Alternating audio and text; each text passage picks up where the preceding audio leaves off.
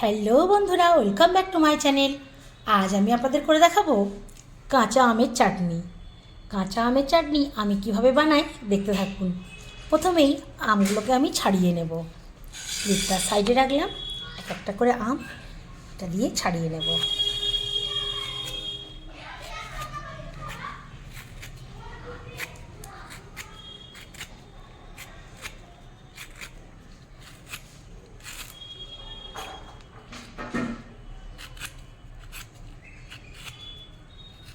খোসাটা কি শক্ত,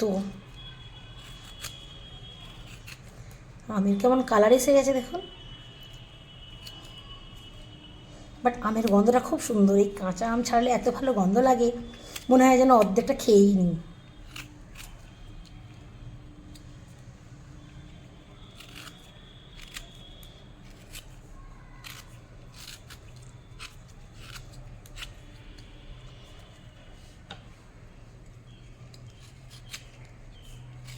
এটা একদমই কাঁচা আছে।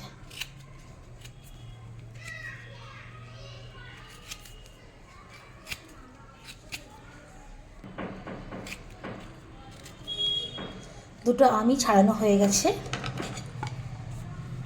এবার আমগুলোকে ফাঁক করে কেটে নিয়ে আসছি। বন্ধুরা, আমি ছুরিতে কাটতে পারবো না, কারণ এটা একটু পাকা পাকা হয়ে গেছে, মানে আঠি হয়ে গেছে। এটা হয়তো নরম হয়ে যাবে, তো দুটোই আমি সাইজ করে বটি থেকে কেটে নিয়ে আসছি। আম কেটে নিয়ে চলে এসেছি, কিন্তু বন্ধুরা লোভ আর সামলে রাখতে পারছি না, একটা খেয়ে দেখতেই হবে। এটাই খাবো। দারুণ, টক তো আছেই। মোটামুটি এখানে নিয়ে নিয়েছি আম, তার সঙ্গে দুটো পাকা লঙ্কা। আমার কাছে শুকনো লঙ্কা নেই, শুকনো লঙ্কা থাকলে আপনারা দিয়ে দেবেন, ওর ফ্লেভারটা দারুণ হয়। আর এখানে নিয়েছি অল্প, একদম অল্প একটুখানি, হাফ চামচেরও অর্ধেক, মানে 1/4 চামচ পাঁচফোড়ন, আর 1/4 চামচ আছে কালো সর্ষে। আর এখানে নিয়ে নিয়েছি চিনি, প্রয়োজন মতো দেবো। আর আছে নুন আর তেল। আমের চাটনির জন্য দেখতে পেলেন আমি কী কী নিয়ে নিয়েছি।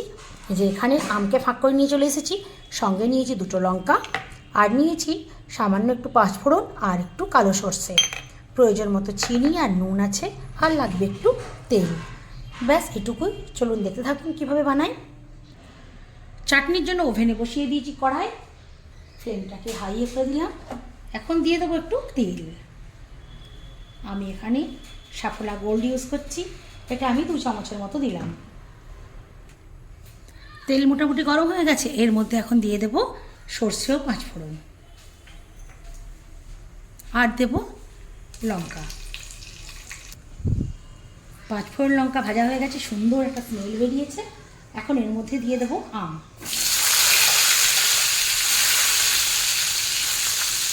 আমটা একটু ভেজে নেব।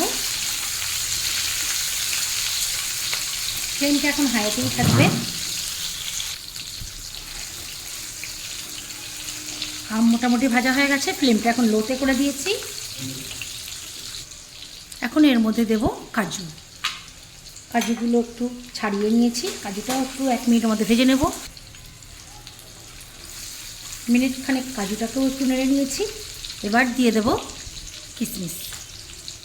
কিশমিশটা দিয়ে ফ্লেমটা এখন হাই করে দেবো, দিয়ে আরও 1 মিনিট একসঙ্গে সব ভালো করে ভেজে নেব। ভালো মতো সব ভাজা হয়ে গেছে, এখন দিয়ে দেবো জল।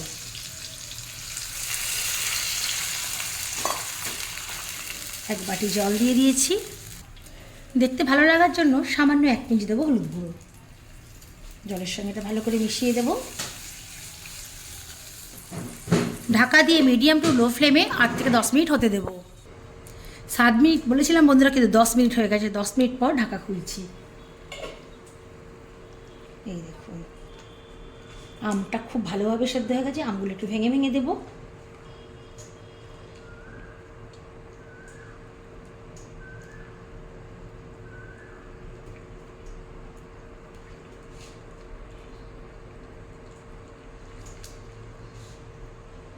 এখন এর মধ্যে দিয়ে দেবো চিনি।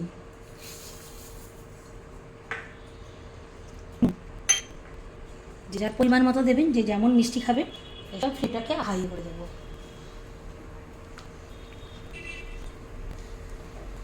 ভালো করে নাড়িয়ে ছাড়িয়ে চিনির গলি।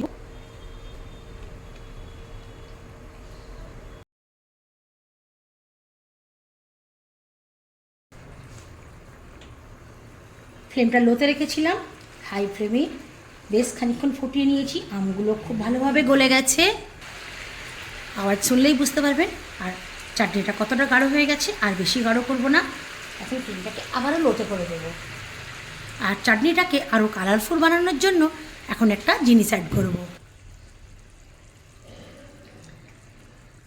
এখানে ডালিমটা অ্যাড করেছি বন্ধুরা। মনে হয় ডালিম অ্যাড করাটা আমি দেখাতে পারি না, কারণ আমি ভিডিও পজ বাটনটা দাবিয়েছিলাম, প্লে বাটন দাবানোর পরে দেখলাম ভিডিওটা হয় না। বাট এটাকে দিয়ে 1 মিনিট ফুটিয়ে নিয়েছি।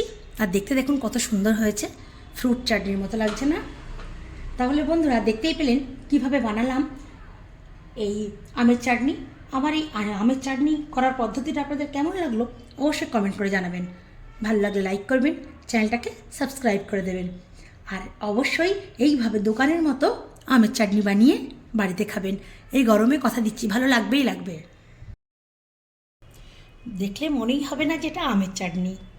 কত সুন্দর এসেছে, যেন মনে হচ্ছে ফ্রুট চাটনি, কিন্তু শুধুমাত্র আমের চাটনি একটু বেদানা দেওয়ার কারণেই চাটনির কালারটাই চেঞ্জ হয়ে গেছে, দেখতেও কি দারুণ হয়েছে।